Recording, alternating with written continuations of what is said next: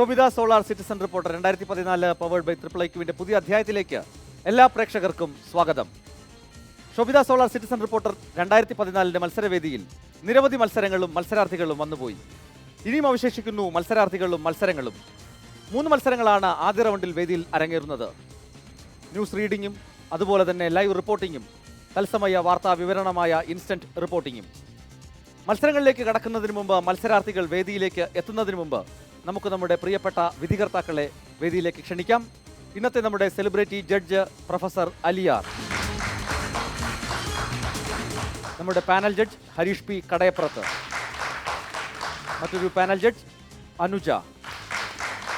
മത്സരാർത്ഥികളെ വേദിയിലേക്ക് ക്ഷണിക്കുകയാണ്. ആദ്യം എത്തുന്നു അജയ് എസ് കുമാർ. അജയ്, ആദ്യ റൗണ്ടിലെ അവസാന മത്സരമാണ്. എന്ത് തോന്നുന്നു? സന്തോഷം തോന്നുന്നു. നല്ലൊരു വേദിയാണ്.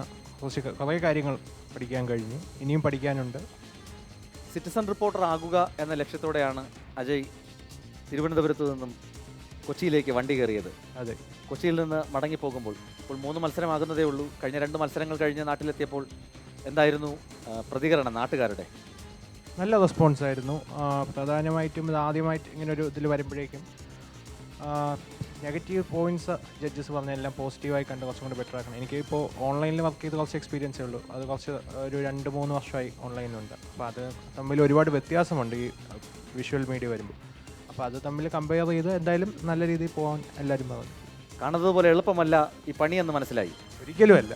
അതുകൊണ്ട് തന്നെ ഒരു ഫോട്ടോ കിട്ടിയാൽ ഉടനെ പോസ്റ്റ് ചെയ്ത് വാർത്തയാക്കാമെന്നുള്ള വ്യാമോഹം ശരിയല്ലെന്ന തിരിച്ചറിവും കിട്ടിയില്ലേ? തീർച്ചയായും കിട്ടി. Okay, all the best. രണ്ടാമത് മത്സരാർത്ഥി വേദിയിലേക്ക് എത്തുന്നു ഫ്രാൻസിസ് ജോൺ. ഫ്രാൻസിസ് ജോൺ, സന്തോഷം കണ്ടോ മുഖത്തെ? സന്തോഷമുണ്ട്.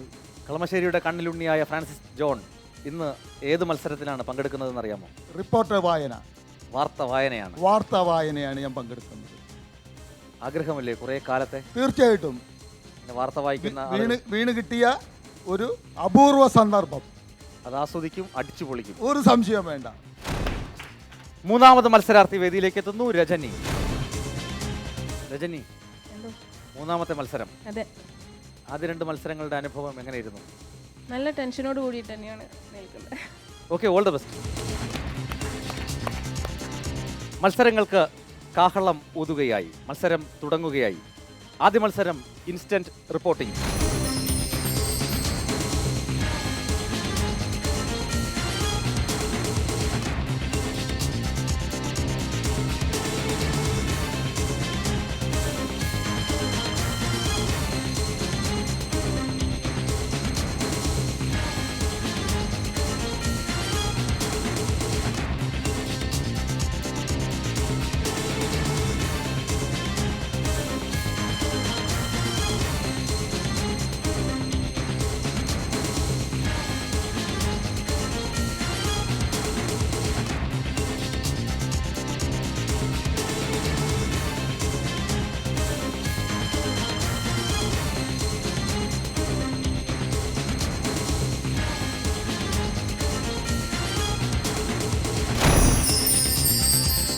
ഞാനിപ്പോൾ നിൽക്കുന്നത് മുംബൈ വാങ്കഡെ സ്റ്റേഡിയത്തിലാണ്. ഇവിടെയാണ് അല്പസമയം മുമ്പ് സച്ചിൻ ടെണ്ടുൽക്കർ തൻ്റെ അവസാനത്തെ അന്താരാഷ്ട്ര മത്സരം കളിച്ചതും ഒപ്പം വിടവാങ്ങൽ ചടങ്ങ് നടന്നതും.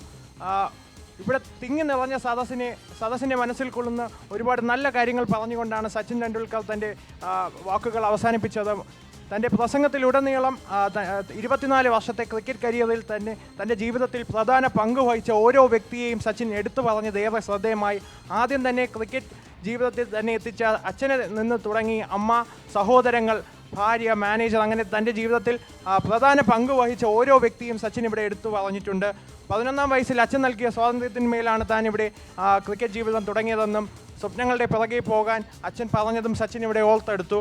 അതുപോലെ തന്നെ തനിക്ക് വേണ്ടി എപ്പോഴും പ്രാർത്ഥിക്കുന്ന അമ്മ, ക്രിക്കറ്റിൻ്റെ തുടക്കമിട്ട സഹോദരങ്ങൾ എല്ലാം ഇവിടെ ശ്രദ്ധേയമായി. മത്സരത്തിലേക്ക് നമ്മൾ കടക്കുകയാണെങ്കിൽ ഇന്ന് സച്ചിൻ്റെ സെഞ്ചുറിയോടെ തന്നെയാണ് ഇവിടെ സെഞ്ചുറി പ്രതീക്ഷിച്ച് തന്നെയാണ് ഇവിടെ സദസ്സ് എത്തിയത്. പക്ഷേ 74 റൺസിൽ അദ്ദേഹം ഔട്ടായി 118 പന്ത് ഫേസ് ചെയ്ത് 12 ബൗണ്ടറികളോടെ 74 റൺസ് എടുത്തു. ഇതിനെപ്പറ്റി നമ്മൾ അല്പസമയം മുമ്പ് ഇവിടെ കാണികളോട് പ്രതികരണം തേടിയിരുന്നു. പക്ഷേ അവരാരും നിരാശരല്ല. കാരണം സെഞ്ചുറികളിൽ സെഞ്ചുറി നേടിയ സച്ചിൻ എന്തിനി ഇവിടെ ഒരു സെഞ്ചുറി? ഒരു ക്രിക്കറ്റർ നേടാനുള്ള എല്ലാ റെക്കോർഡുകളും നേടി. തങ്ങൾക്ക് സന്തോഷമാണ്. സച്ചിനിൽ നിന്ന് ഇനി തങ്ങളൊന്നും പ്രതീക്ഷിക്കുന്നില്ല. വേറൊരാൾക്കും നേടാൻ കഴിയാത്തത്ര പടവുകൾ സച്ചിൻ കയറിയിരിക്കുന്നു എന്നായിരുന്നു അവർ നമ്മളോട് പ്രതികരിച്ചത്. മറ്റൊരു പ്രത്യേകത, ഇവിടെ ആദ്യമായി സച്ചിൻ്റെ അമ്മ തൻ്റെ മകൻ്റെ മത്സരം കാണാൻ ഇവിടെ സ്റ്റേഡിയത്തിൽ എത്തിയിട്ടുണ്ടായിരുന്നു. അതേപോലെ വി റിച്ചാർഡ്സ്, ലാറ തുടങ്ങിയവർ ഇവിടെ സ്റ്റേഡിയത്തിലുണ്ടായിരുന്നു. ഇപ്പോൾ സച്ചിൻ, ഇവിടുത്തെ ബഹളം തന്നെ, ഇവിടെ ഉണ്ടാകുന്ന സൗണ്ട്, സച്ചിൻ ഇപ്പോൾ ടീം അംഗങ്ങളോടൊപ്പം ഇന്ത്യൻ പതാക ഏന്തി ഗ്രൗണ്ടിൽ കാണികളെ അഭിസംബോധന ചെയ്യുകയാണ്. ഇവിടുത്തെ ബഹളം തന്നെ എൻ്റെ വാക്കുകളെക്കാളും ഇവിടെ സച്ചിൻ എന്ന ഒരു പച്ചയായ മനുഷ്യനെ എത്രത്തോളം ജനങ്ങൾ സ്നേഹിക്കുന്നു, ഒരു ക്രിക്കറ്ററിനപ്പുറം എത്ര ഒരു സാധാരണ മനുഷ്യനായി ജനങ്ങൾ സ്നേഹിക്കുന്നു എന്നതിന് തെളിവ് ഇതാണ്. ഇവിടുന്ന് തന്നെ ഈ ബഹളം തന്നെ തെളിയിക്കും. എന്തായാലും ക്രിക്കറ്റ് ദൈവം സച്ചിൻ ഇന്ന് അന്താരാഷ്ട്ര ക്രിക്കറ്റിൽ നിന്ന് പടിയിറങ്ങുന്നു. ഇനി ഒരു മത്സരത്തിൽ അദ്ദേഹം ഉണ്ടാവത്തില്ല. ഏറെ ദുഃഖത്തോടെ തന്നെയാണ് ഇവിടുന്ന് കാണികൾ സ്റ്റേഡിയം വിടുന്നത്. അജയ് നന്നായി റിപ്പോർട്ട് ചെയ്തു. മോശമില്ലാതെ ചെയ്തു. നമുക്ക് വിധികർത്താക്കളോട് ചോദിക്കാം. അലിയാർ സാർ, അജയ് എസ് കുമാറിൻ്റെ ഇൻസ്റ്റന്റ് റിപ്പോർട്ടിംഗ് എങ്ങനെയിരുന്നു? ഈ വിഷ്വൽ കാണുമ്പോൾ എല്ലാവർക്കും അറിയാം, ഭാരതത്തിലുള്ള എല്ലാ മനുഷ്യർക്കും അറിയാം സച്ചിൻ ടെണ്ടുൽക്കർ എന്ന് പറയുന്ന ക്രിക്കറ്റ് ഇതിഹാസം. അദ്ദേഹത്തിൻ്റെ കരിയറിനെ കുറിച്ച് സാധാരണ ഈ ക്രിക്കറ്റ് പ്രേമികളും അല്ലാത്തവർക്കും ഒരുപക്ഷെ നന്നായിട്ട് അറിയാവുന്നതാണ്. അപ്പം അത്രയും വലിയൊരു മനുഷ്യൻ്റെ വലിയൊരു റെക്കോർഡിനെ കുറിച്ച്, അതായത് അവസാനത്തെ കളിയെക്കുറിച്ചുമാണ് നമ്മൾ പറയുക. അപ്പോൾ കുറച്ചുകൂടി ആവേശം ആകാമായിരുന്നു എന്നെനിക്ക് തോന്നുന്നു. ആവേശവും സന്തോഷവും ഒക്കെ വരാം. ആവേശം തീരെ വന്നില്ലെന്ന് ഞാൻ പറയുന്നില്ല, പക്ഷേ ആവേശം കുറച്ചുണ്ടായിരുന്നു. എങ്കിലും അതുകൊണ്ടായിരിക്കാം അല്പ ക്ലാരിറ്റി കുറവും ഉണ്ടായിരുന്നു. അവിടെയായിട്ട് വ്യക്തത കുറവും ഉണ്ടായിരുന്നു പറഞ്ഞു പോയതിൽ. ആവേശം വരുമ്പോൾ കൂടുതലായിരിക്കാം. എന്തായാലും തെറ്റില്ലാത്ത രീതിയിൽ അത് അവതരിപ്പിക്കാൻ കഴിഞ്ഞു. പക്ഷേ ആ ചെറുപ്പത്തിലെ വളരെ കുഞ്ഞിലേ ഉള്ള ചില ദൃശ്യങ്ങളുണ്ടായിരുന്നു. അതിനനുസരിച്ച് വളരെ കുഞ്ഞിലേ തന്നെ ക്രിക്കറ്റിൽ താല്പര്യമെടുത്ത് വന്ന ആളാണ്. ഏറ്റവും യങ്ങായിരിക്കുമ്പോൾ തന്നെ, ചെറുപ്രായത്തിൽ തന്നെ വന്ന ആളാണ്. അപ്പോൾ അതിനെക്കുറിച്ച് കൂടിയൊക്കെ പറഞ്ഞിട്ട് വന്നിരുന്നെങ്കിൽ കുറച്ചുകൂടെ നന്നാകുമായിരുന്നു എന്നെനിക്ക് തോന്നി. എന്നാലും മൊത്തത്തിൽ തീരെ മോശമല്ലാത്ത തരത്തിലായിരുന്നു റിപ്പോർട്ടിങ്. ഹരീഷേട്ടാ. അജയ്, ക്രിക്കറ്റ് ഇഷ്ടമല്ല അല്ലേ? സച്ചിനെ ഇഷ്ടമല്ല? സച്ചിനെ ഇഷ്ടമാണ്. ഇഷ്ടമാണ്. അതിൻ്റെ ഒരു ആവേശമൊന്നും കണ്ടില്ല റിപ്പോർട്ടിങ്. ഒരു ക്രിക്കറ്റിനോട് ഇഷ്ടമുള്ള, സച്ചിനോട് ഇഷ്ടമുള്ള ഒരാൾ റിപ്പോർട്ട് ചെയ്യുമ്പോൾ ഇത്തിരി കൂടെ ഒരു സ്പോർട്സ്മാൻ സ്പിരിറ്റ് അതിലിങ്ങനെ നിറഞ്ഞു നിൽക്കണ്ടേ? വേണ്ടേ? ടെൻഷൻ കൊണ്ടാവുന്നു അല്ലേ? ഒരു വളരെ ഫ്ലാറ്റായിട്ട് ഇങ്ങനെ കാര്യങ്ങളൊക്കെ പറഞ്ഞു, ഇവിടെ ഇങ്ങനെ നടക്കുന്നുണ്ട് സംഗതികൾ പറഞ്ഞു. പക്ഷെ അതിനകത്ത് ഇതിൻ്റെ ഒരു തള്ളിച്ച അല്ലേ? പക്ഷെ അത്ര അധികം ആവേശം വേണമെന്നല്ല പറയുന്നത്. എങ്കിലും ആ ഒരു ക്രിക്കറ്റിനെ സ്നേഹിക്കുന്ന, സച്ചിനെ സ്നേഹിക്കുന്ന ഒരാൾ പറയുമ്പോൾ ഉണ്ടാവുന്ന ഒരു എനർജി ഉണ്ടല്ലോ, അത് ഇതിൽ കുറഞ്ഞിട്ടാണ് കണ്ടത്. ബാക്കി കുഴപ്പമില്ല, നന്നായിരുന്നു. അതേപോലെ ചില വാക്കുകളൊക്കെ അവിടെ മിസ് ചെയ്തു. All the best. Anuja. Ajay, എനിക്കൊന്ന് സച്ചിനെ ഒരുപാട് ഇഷ്ടമുള്ളത് കൊണ്ടാണോ ആവേശം കുറഞ്ഞു പോയതെന്ന് എനിക്ക് തോന്നുന്നു. കാരണം വിരമിച്ചു എന്നുള്ള ഒരു സങ്കടം മനസ്സിലുള്ളത് കൊണ്ടാണോ? സങ്കടമുണ്ട്. അതിനുശേഷം കളി അധികം അങ്ങനെ കാണാവില്ല. അതെ, അപ്പോൾ ആ ഒരു സങ്കടം കൊണ്ടാണോ ആവേശം കുറഞ്ഞതെന്ന് എനിക്കൊരു സംശയം. ഇല്ല, അങ്ങനെയൊന്നുമില്ല. ഈ ആവേശത്തിൻ്റെ കാര്യം ശരിയാണ്. പിന്നെ കുറച്ചുകൂടെ ഡീറ്റെയിൽഡ് ആയിട്ട് പോകായിരുന്നു എന്ന് എനിക്ക് തോന്നി. പക്ഷേ അതുകൂടാതെ സച്ചിൻ്റെ പ്രസംഗം, സച്ചിൻ എന്താണ് സംസാരിച്ചത്, അതൊക്കെ പറഞ്ഞതെല്ലാം നന്നായിട്ടുണ്ട്. അതുപോലെ അവിടുത്തെ കാണികളുടെ റെസ്പോൺസ് പറഞ്ഞു, കാണികളായിട്ട് വന്നിരിക്കുന്ന ആളുകൾ, അതൊക്കെ നന്നായിട്ടുണ്ട്. അപ്പോൾ പിന്നെ അതിനിടയ്ക്ക് ഉണ്ടാവത്തില്ല എന്നൊരു വാക്ക് പ്രയോഗിക്കുന്നത് കേട്ടോ. അത് നമ്മളൊരിക്കലും, അതൊരു കൊളോക്കിയൽ യൂസേജാണ്. നമ്മളത് ഇങ്ങനെ റിപ്പോർട്ടിങ്ങിനിടയിൽ ഉണ്ടാകില്ല എന്ന് തന്നെ പറയണം. അത്തരം ചെറിയ ചെറിയ കാര്യങ്ങളൊക്കെ ശ്രദ്ധിക്കുക കുറച്ചുകൂടി. പക്ഷെ തപ്പിത്തടയാതെയൊക്കെ പറയാൻ പറ്റുന്നുണ്ട്. അതൊക്കെ പ്ലസ് പോയിൻ്റാണ്. All the best. ഒരു ന്യൂജത പറഞ്ഞതുകൊണ്ടാണ് ഈ പലപ്പോഴും ഇവിടെ പോയി കണ്ടപ്പോഴും പലപ്പോഴും നമ്മൾ കേട്ടുകൊണ്ടിരിക്കുമ്പോഴും ഒക്കെ തോന്നുന്നതാണ്. ഇപ്പം നേരത്തെ ഞാൻ വടക്കുള്ളവരുടെ ഭാഷയെക്കുറിച്ചൊക്കെ ചിലപ്പം ഇതിനിടയ്ക്ക് സൂചിപ്പിച്ചിട്ടുണ്ടാവും. ഈ പ്രാദേശികമായ ഭാഷാ പ്രയോഗങ്ങളും വ്യത്യാസങ്ങളും ഒക്കെ, ദേശീയഭേദങ്ങളും ഒക്കെ ഭാഷയിൽ സ്വാഭാവികമായിട്ട് വരുന്നതാണ്. പക്ഷേ ഇതുപോലുള്ള മീഡിയയുമായി ബന്ധപ്പെട്ട് നമ്മൾ റിപ്പോർട്ടിങ്ങിലോ അല്ലെങ്കിൽ എവിടെയൊക്കെ വന്നു കഴിഞ്ഞാലും ഒരു നിലവാരപ്പെട്ട സ്റ്റാൻഡേർഡൈസ്ഡ് ലാംഗ്വേജാണ്, നിലവാരപ്പെട്ട ഭാഷയാണ് ഉപയോഗിക്കേണ്ടത്. അതാണ് ഈ പറഞ്ഞതിൻ്റെ ഒരു സാരമെന്ന് എനിക്ക് തോന്നുന്നു. അജയ്, മനസ്സിലായി കാണും.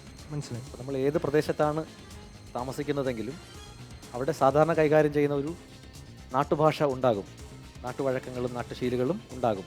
അതൊരിക്കലും ഒരു പൊതുവേദിയിൽ ഒരു മാധ്യമത്തിൽ വർക്ക് ചെയ്യുമ്പോൾ അതായിരിക്കരുത് നമ്മൾ ഉപയോഗിക്കുന്ന ഭാഷ.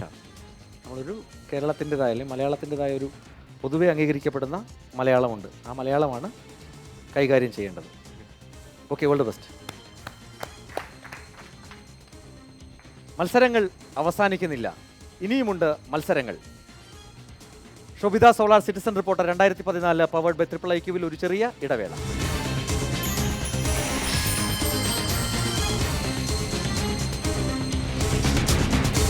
Sobhita solar citizen reporter 2014 powered by triple ഐക്യുവിലേക്ക് പ്രേക്ഷകർക്ക് വീണ്ടും സ്വാഗതം.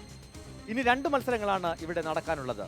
വാർത്താ അവതരണവും വാർത്താ റിപ്പോർട്ടിങ്ങും. നമസ്കാരം, സിറ്റിസൺ റിപ്പോർട്ടിലേക്ക് സ്വാഗതം. പ്രധാന വാർത്തകൾ. പാകിസ്ഥാന് ഇന്ത്യയുടെ അന്ത്യശാസനം. ഇന്ത്യ പ്രതികരിച്ചാൽ പാകിസ്ഥാന് താങ്ങാൻ കഴിയില്ലെന്ന് അരുൺ ജെയ്റ്റ്ലി. പ്രധാനമന്ത്രി മറുപടി പറയേണ്ട സാഹചര്യം ഇല്ലെന്ന് രാജ്നാഥ് സിംഗ്. അതിർത്തിയിൽ 60 സൈനിക പോസ്റ്റുകൾക്ക് നേരെ പാക് ആക്രമണം. മദ്യത്തിന് നാളെ മുതൽ വില കൂടും. നികുതി വർദ്ധിപ്പിച്ചുകൊണ്ടുള്ള ഓർഡിനൻസിൽ ഗവർണർ ഒപ്പിട്ടു. കൊടിയത്തൂർ സദാചാര കൊലപാതക കേസിൽ 9 പ്രതികൾക്ക് ജീവപര്യന്തം തടവ്. പ്രതികൾ 25,000 മുതൽ 50,000 രൂപ വരെ പിഴ ഒടുക്കണം. കേസ് അപൂർവം എന്ന് കോടതി. പത്തനംതിട്ടയിലുള്ള KSRTC എംപാനലിലുള്ള ജീവനക്കാരെ വീണ്ടും പിരിച്ചുവിട്ടു. ഇന്ന് പുറത്താക്കപ്പെട്ടത് 100-ലേറെ ജീവനക്കാർ. നടപടി ശമ്പളത്തിനായി സമരം ചെയ്തതിന്. വെസ്റ്റ് ഇൻഡീസ് ടീം കൊച്ചിയിൽ കളിക്കാനിറങ്ങിയത് പണം നൽകാമെന്നുള്ള BCCIയുടെ ഉറപ്പിൽ. ആദ്യ ഗഡുവായ 1.5 കോടി രൂപ നൽകി. വാർത്തകൾ വിശദമായി. അടച്ചുപൂട്ടിയ വെള്ളത്തുവൽ ബീവറേജസ് ഔട്ട്ലെറ്റ് തുറക്കണമെന്ന് ആവശ്യപ്പെട്ട് വിവിധ രാഷ്ട്രീയ പാർട്ടികൾ എക്സൈസ് മന്ത്രിക്ക് നിവേദനം നൽകി. കൂടുതൽ വിശദാംശങ്ങളുമായി രജനി നമ്മളുടെ കൂടെ കൂടുന്നു. രജനി, അവിടെ നിന്നുള്ള കൂടുതൽ വിവരങ്ങൾ എന്തൊക്കെയാണ്?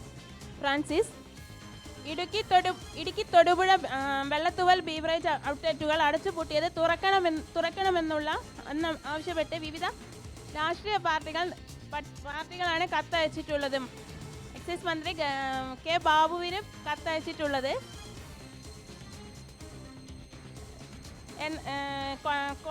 കോൺഗ്രസ് മണ്ഡലം കമ്മിറ്റിയും CPIM CPI ലോക്കൽ കമ്മിറ്റികളുമാണ് കത്തയച്ചിട്ടുള്ളത്. ഈ കത്താണ് പുറത്തായത്. എന്നാൽ അടച്ചുപൂട്ടിയ ബീവറേജ് ഔട്ട്ലെറ്റുകൾ ഒരു കാരണവശാലും തുറക്കില്ലെന്ന് എക്സൈസ് മന്ത്രി കെ ബാബു വ്യക്തമാക്കിയിട്ടുണ്ട്. ഫ്രാൻസിസ്, കൂടുതൽ വിവരങ്ങൾ നൽകിയതിന് നന്ദി. വാർത്തകൾ അവസാനിക്കുന്നില്ല. നമുക്ക് ജഡ്ജസിന്റെ അഭിപ്രായം ചോദിക്കേണ്ടതുണ്ട്. Shobhita solar citizen reporter 2014 powered by triple ഐക്യുവിൽ ഒരു ചെറിയ ഇടവേള.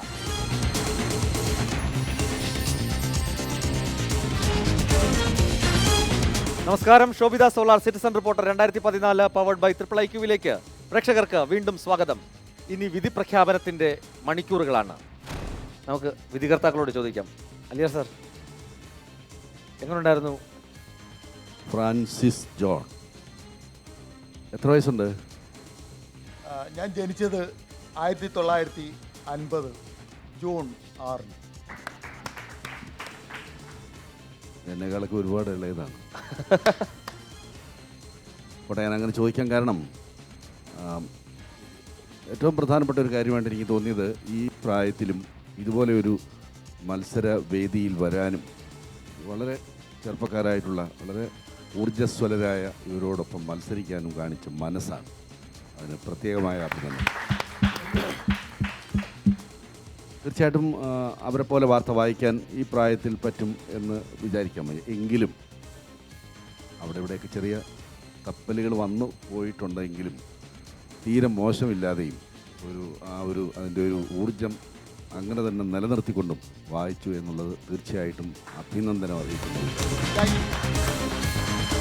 രജനി നമ്മൾ ഇത് റിപ്പോർട്ട് ചെയ്യുന്ന സന്ദർഭത്തിൽ ചിലപ്പോൾ തെറ്റിപ്പോവാം, അതൊക്കെ സ്വാഭാവികമാണ്. പക്ഷേ ഇതിനകത്ത് ഏറ്റവും പ്രധാനം മനസ്സാന്നിധ്യമാണ്. പ്രസൻസ് ഓഫ് മൈൻഡ് എന്ന് പറയില്ലേ, തെറ്റിപ്പോയി ആയിക്കോട്ടെ, പക്ഷേ അവിടെ ഒരിക്കലും നിർത്താതെ ആ തെറ്റ് നമ്മൾ മനസ്സിലാക്കുകയും വേണമെങ്കിലൊരു ക്ഷമിക്കണമെന്നോ മറ്റോ പറഞ്ഞിട്ട് നമ്മളത് തുടർന്ന് പറയുകയും അത് പൂർത്തിയാക്കുകയും ചെയ്യുക എന്നുള്ളതാണ് വളരെ പ്രധാനം. തെറ്റൊക്കെ എല്ലാവർക്കും വരും. ഇത് എത്രയോ നാളുകൾക്ക് ശേഷവും ചിലപ്പോൾ ഇതുപോലെയൊക്കെയുള്ള വളരെ നാളായിട്ട് ഇത് ചെയ്യുന്ന ആളുകൾക്ക് പോലും ചിലപ്പം അങ്ങനെയൊക്കെ സംഭവിച്ചു പോകാം. പക്ഷേ അത് വിടാതെ നമ്മൾ ചെയ്ത് തീർക്കുക എന്നുള്ളത് വളരെ പ്രധാനമാണ്. ഈ 2-3 വാചകം കഴിഞ്ഞപ്പോഴത്തേക്ക് എന്തോ ചെറിയ ഒരു തപ്പ് വന്നു, അങ്ങ് തെറ്റി, അവിടെ അങ്ങ് നിർത്തുക, അങ്ങനെ പോരാ. അത് ചെയ്യണം, അത് ചെയ്യാൻ കഴിയുമല്ലോ ഉള്ളത്. എന്നാലും കുഴപ്പമില്ല. ഓക്കെ, ഹരീഷ് ചേട്ടാ. ഫ്രാൻസിസ് ചേട്ടാ, ചേട്ടൻ്റെ ആ ഒരു എനർജിയാണ് നമ്മൾ ബഹുമാനിക്കുകയും അതിനോടാണ് ആ ഒരു ഇഷ്ടം പ്രകടിപ്പിക്കുകയും ചെയ്യുന്നത്.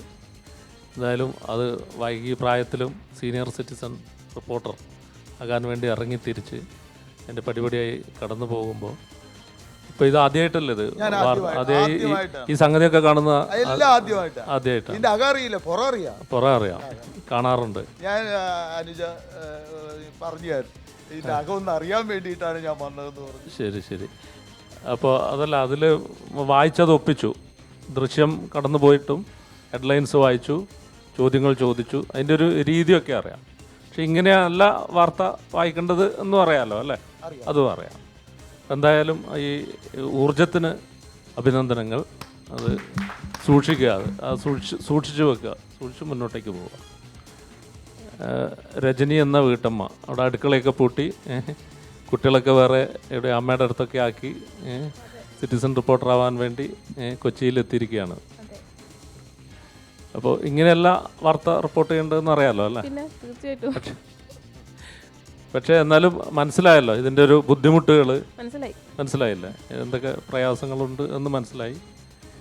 അപ്പോൾ ആ ഒരു മനസ്സിനെയാണ് നമ്മൾ ഇവിടെ മാനിക്കുന്നത്. അഭിനന്ദനം. അനുജ. ഫ്രാൻസിസ് ചേട്ടാ, നമുക്ക് വേറെയും 1-2 സീനിയർ സിറ്റിസൺ റിപ്പോർട്ടേഴ്സ് ഉണ്ട്. അതിലൊരാളാണ് ഫ്രാൻസിസ് ചേട്ടനും. അപ്പോൾ അലിയാർ സാറും അതുപോലെ ഹരീഷും ഒക്കെ പറഞ്ഞതുപോലെ ആദ്യം തന്നെ ഈ ഒരു ആറ്റിറ്റ്യൂഡിന് ഹാറ്റ്സ് ഓഫ്. എന്നുവെച്ചാൽ ഈ പുതുതലമുറയുടെ ഇടയിൽ ഞങ്ങളെപ്പോലുള്ളവർക്കും ഒരു ഇടമുണ്ട് എന്ന് പ്രഖ്യാപിക്കുന്ന ഒരു വേദിയായിട്ടാണ് എനിക്ക് തോന്നിയത്. ആ ഹെഡ്ലൈനൊക്കെ വായിച്ചപ്പോൾ ഞാൻ മനസ്സിൽ കണ്ടത് ഒരു പ്രഖ്യാപനത്തിൻ്റെ വേദിയായിട്ടാണ് ഞാൻ കണ്ടത്. ഞങ്ങളെപ്പോലുള്ളവർക്കും ഇവിടെ ഒരു ഇടമുണ്ട് എന്ന് ഉറക്കെ പ്രഖ്യാപിക്കുന്ന ഒരു ഫ്രാൻസിസ് ചേട്ടൻ, എനിക്കത് ഒരുപാട് ഇഷ്ടമായി. പിന്നെ പറഞ്ഞല്ലോ, നേരത്തെ പറഞ്ഞതുപോലെ ന്യൂസ് എപ്പോഴും കാണാറുണ്ട്. അപ്പോൾ അതുകൊണ്ട് തന്നെ ഹെഡ്ലൈനൊക്കെ ഏകദേശം രൂപം അറിയാം. അതെ, പക്ഷേ ഈ ഹെഡ്ലൈനൊക്കെ വായിക്കുന്നത് ഇങ്ങനെയാണോ? സ്വയം വിലയിരുത്തുമ്പോൾ എങ്ങനെയായിരിക്കും? ഇങ്ങനെയാണോ ഹെഡ്ലൈൻ വായിക്കുന്നത് സാധാരണ? അല്ല, അത് ഞാൻ കാണുന്നു, ഞാൻ പ്രാക്ടിക്കലായിട്ട് ഇപ്പോഴാണ്, അത് ആദ്യമായിട്ടാണ് അങ്ങനെ പറയണത്. അതെ, അപ്പോൾ ഹെഡ്ലൈൻ വായിക്കേണ്ട ഒരു രീതി ഇങ്ങനെയല്ല എന്നുള്ളത് അറിഞ്ഞുകൊണ്ട് തന്നെയാണ്. അപ്പം ഞാൻ അതിനെക്കുറിച്ച് കൂടുതൽ കമൻസ് ഞാൻ അതിനെക്കുറിച്ചിട്ട് പറയുന്നില്ല. എന്തായാലും ഞാൻ പറഞ്ഞതുപോലെ തന്നെ ഈ ഒരു ആറ്റിറ്റ്യൂഡ് വളരെ പ്രധാനമാണത്. അതിന് വലിയൊരു കയ്യടി വേണം. പിന്നെ രജനി വർക്ക് ചെയ്യുന്നില്ല, കോളേജൊക്കെ വിട്ട് ഒരു ഗൃഹഭരണത്തിൻ്റെ ആ ഒരു ചുമതലയിൽ നിന്ന് കുറച്ച് വർഷങ്ങൾക്ക് ശേഷം ഇപ്പോൾ വീണ്ടും വന്നിരിക്കുക. അപ്പോൾ അതിൻ്റെ ബുദ്ധിമുട്ടുകളൊക്കെ ഉണ്ടാവും. ഇത് പറയാൻ നിന്നപ്പോൾ കുട്ടികളെക്കുറിച്ചൊക്കെ ആലോചിച്ചോ? തീർച്ചയായിട്ടും. അപ്പോൾ അതിൻ്റെയൊക്കെ ഒരു ടെൻഷനാണെന്ന് എനിക്ക് തോന്നുന്നു. പെട്ടെന്നൊരു ടെൻഷൻ വന്നതുപോലെ തോന്നി. അത് സാരമില്ല. എന്തായാലും ഇത് ശരിയല്ല, ഇത് ശരിയായിട്ടില്ല എന്ന് രജനിക്ക് അറിയാവുന്നത് അത് തന്നെ ഒരു വലിയ പ്ലസ് പോയിൻ്റാണ്. സ്വയം നമുക്ക് വിലയിരുത്താൻ പറ്റുന്നു, അത് ശരിയായിട്ടില്ല എന്ന് നമ്മൾ മനസ്സിലാക്കുന്നു. അതിൽ നിന്ന് ഇനി അടുത്ത ഇതിലേക്ക് നമുക്ക് എങ്ങനെ ഇമ്പ്രൂവ് ചെയ്യാമെന്ന് വിചാരിക്കണം. അപ്പോൾ ഇതൊരു വിജയത്തിലേക്കുള്ള വലിയ ചവിട്ടുപടിയാണ് എന്ന് കണ്ടുകൊണ്ട് അടുത്ത മത്സരത്തിൽ രജനി പേടി മാറ്റി വയ്ക്കുക. രജനിയെ കൊണ്ട് പറ്റും, പേടി മാറ്റി വയ്ക്കുക എന്നുള്ളത് മാത്രമേ ഉള്ളൂ. All the best. മാർക്കറിയണ്ടേ രജനി? ഫ്രണ്ട്സ് ചേട്ടാ, അജയ് കൂടി വിളിക്കാം. അജയ്. അലിയാർ സാർ. അജയിന് 80 മാർക്ക്. ഫ്രാൻസിസ് ജോൺ 75. ചേട്ടാ? അജയ് 79 മാർക്ക്. ഫ്രാൻസ് ചേട്ടൻ്റെ ഈ ഊർജത്തിനാണ് മാർക്ക് കയറുന്നത്. 75 mark. Thank you. Rajani 72 mark. Anuja? Ajay expect ചെയ്ത അതേ മാർക്ക് 75. ഫ്രാൻസിസ് ചേട്ടന് 73 മാർക്ക്. രജനി വലിയ കാര്യമാണ് രജനി ചെയ്യുന്നത്. കാരണം അടുക്കളയിൽ തന്നെ ഇരിക്കാമെന്ന് വിചാരിക്കുന്നില്ല, വീട്ടിൽ തന്നെ ഇരിക്കാമെന്ന് വിചാരിക്കുന്നില്ല. കുഞ്ഞുങ്ങളുടെ കാര്യം മനസ്സിലുണ്ടെങ്കിലും ഇതിലേക്കായി ഇറങ്ങി തിരിച്ചുകൊണ്ട് വലിയൊരു മാതൃകയാണ് രജനി കാട്ടിയത്. രജനി ധീരയാണ്. പക്ഷേ ഇവിടെ വരുമ്പോൾ ഈ ക്യാമറയൊക്കെ കാണുമ്പോൾ ഒരു ചെറിയ പേടിയേ ഉള്ളൂ. അത് മാറ്റി അടുത്ത നല്ല മത്സരത്തിൽ അടുത്ത റൗണ്ടിൽ വരുമ്പോൾ പുതിയൊരു രജനിയായിട്ട് വരിക. 73 മാർക്ക്. രജനി, ഫ്രാൻസിസ് ചേട്ടാ, അജയ്, 3 പേരുടെയും ആദ്യ റൗണ്ട് മത്സരങ്ങൾ അവസാനിക്കുകയാണ്. ഇനി വാർത്തകളിൽ ഇടിമുഴക്കം സൃഷ്ടിക്കണം. വാർത്തകളിലൂടെ സമൂഹത്തെ മാറ്റിമറിക്കണം. അതാകണം സിറ്റിസൺ റിപ്പോർട്ടറിൻ്റെ ലക്ഷ്യം. ഓക്കെ അല്ലേ? അങ്ങനെ ചെയ്യില്ലേ? പിന്നെ തീർച്ചയായിട്ടും. അപ്പോൾ അടുത്ത റൗണ്ടിൽ കാണാം. അടുത്ത റൗണ്ടിൽ കാണാം. പുതിയ വാർത്തകളുമായി. പുതിയ വാർത്തകളും വിശേഷങ്ങളുമായി ഫ്രാൻസിസ് ജോൺ എത്തും. അടുത്ത റൗണ്ടിൽ കാണും. രജനിയും എത്തും. അജയും എത്തും. All the best. വാർത്തകളിലൂടെ ഇടിമുഴക്കങ്ങൾ സൃഷ്ടിക്കാൻ, സമൂഹത്തിൽ സമഗ്രമായ മാറ്റങ്ങൾ വരുത്താൻ ഇവർക്ക് മാത്രമല്ല നിങ്ങൾക്കും കഴിയും. നിങ്ങൾ ചെയ്യേണ്ടത് ഇത്രമാത്രം: നിങ്ങൾ കണ്ടെത്തുന്ന വാർത്തകൾ ഞങ്ങൾക്ക് അയച്ചു തരിക. അയച്ചു തരേണ്ട വിലാസം: citizen reporter 2014, reporter studio complex, HMT colony PO, Ernakulam. Email വിലാസം cr2014@reporterlive.com. സ്വന്തം ഹൃദയസ്പന്ദനം പോലെ വാർത്തകളെ സ്നേഹിക്കാൻ സാധാരണക്കാരനെ പഠിപ്പിക്കുന്ന Shobhita solar citizen reporter 2014 powered by IIIQവിന്റെ ഈ അധ്യായം ഇവിടെ പൂർണ്ണമാകുന്നു. ഇനി നിങ്ങളുടെ ഊഴം.